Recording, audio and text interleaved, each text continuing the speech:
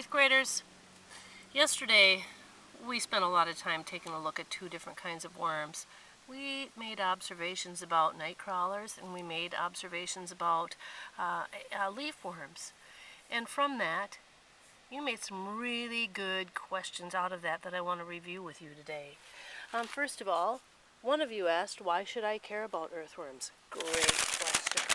Others of you asked, are night crawlers just giant versions of leaf worms? Do these worms bite? One of you asked, are earthworms the same or different than night crawlers or leaf worms? Can I eat worms? That's a good one. Someone of you brought up a story. My uncle said that worms made him sick. What should I know about worms so that I don't get sick? Well, a lot of the questions that you're asking are specific, and they're not going to be covered in our textbook. So you and I talked about making a community wiki to be able to learn what we really want to learn about earthworms, and in particular the night crawlers and leaf worms, which are really commonly used in fishing. So now what I want to do is I'm going to put on my literacy cap, and I am going to model for you one of the main habits of literacy about sculpting the main idea. And I want to work with you to sculpt the main idea on the question, why should I care about earthworms? And then I'm going to farm out other pieces of reading material that I want you to sculpt the main idea from. And then from there, we'll create our community wiki so that we can work together to quickly learn what we want to learn. So I'm looking forward to putting on my literacy cap and showing you how Miss McCauley sculpts the main idea. So students, here I am with my literacy cap on, and before I show you how I'm going to sculpt the main idea, I want you to know, you do it all the time.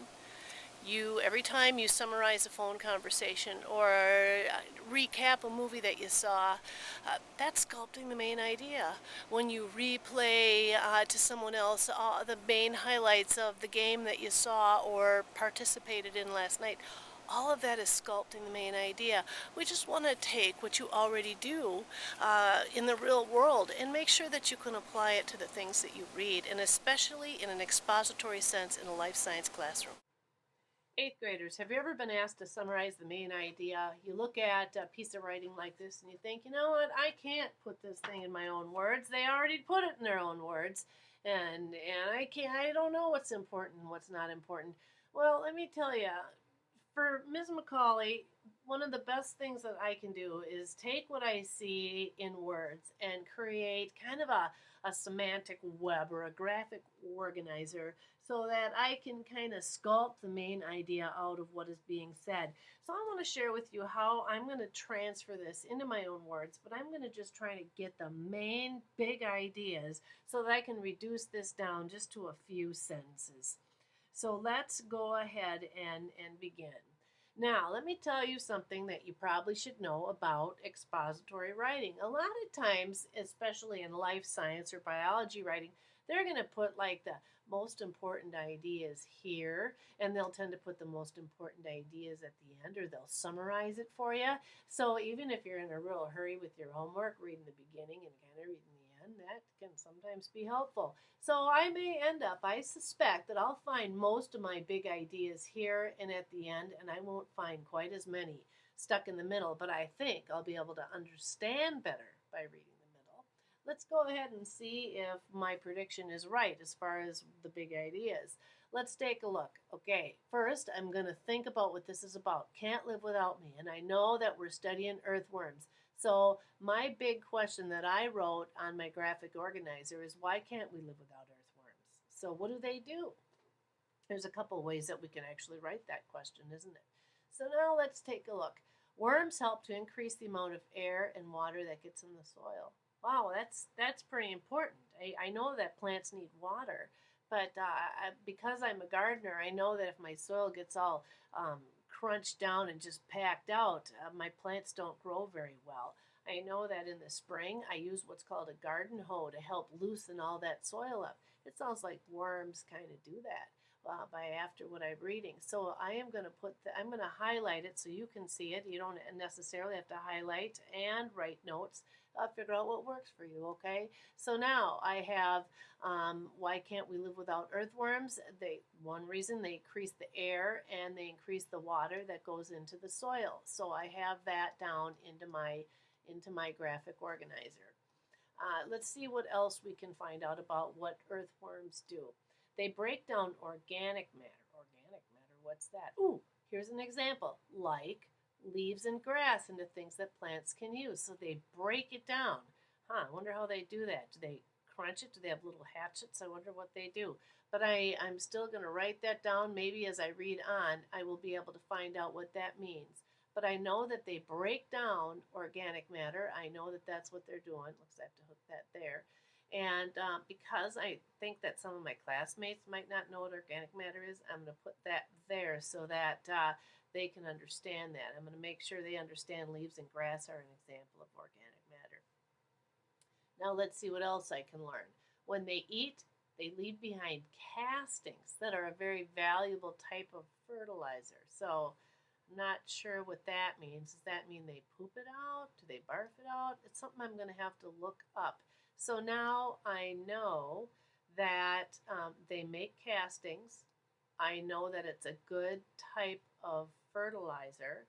And I'm wondering if castings are worm poop. I'm confused about that.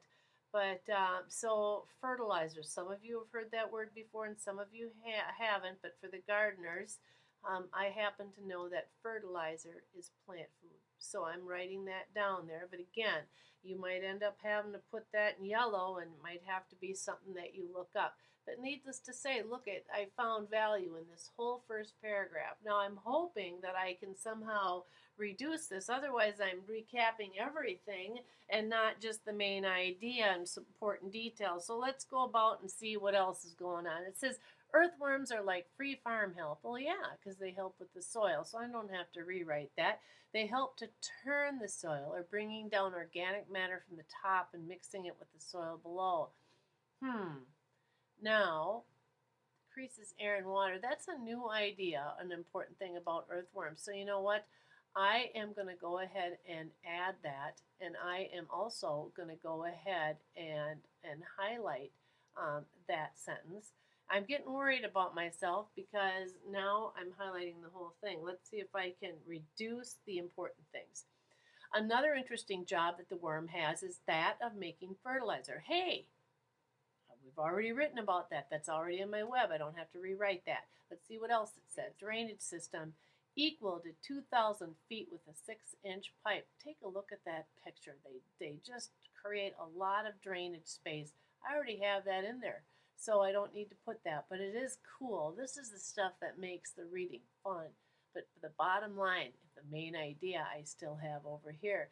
So I think that is pretty impressive for worms. But now I'm going to read the last sentence. Having worms around in your garden is a real good sign that you have healthy soil. Oh my gosh, that is what this is all about.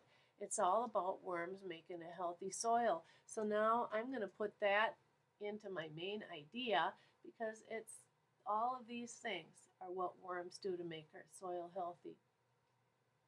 So 8th graders, now what I can do is I can cover up this reading, and I have my graphic organizer. For some of you, and you feel exhausted by the end of doing this, but you can see it, then this is what we're going to put on our community wiki. We'll put exactly this.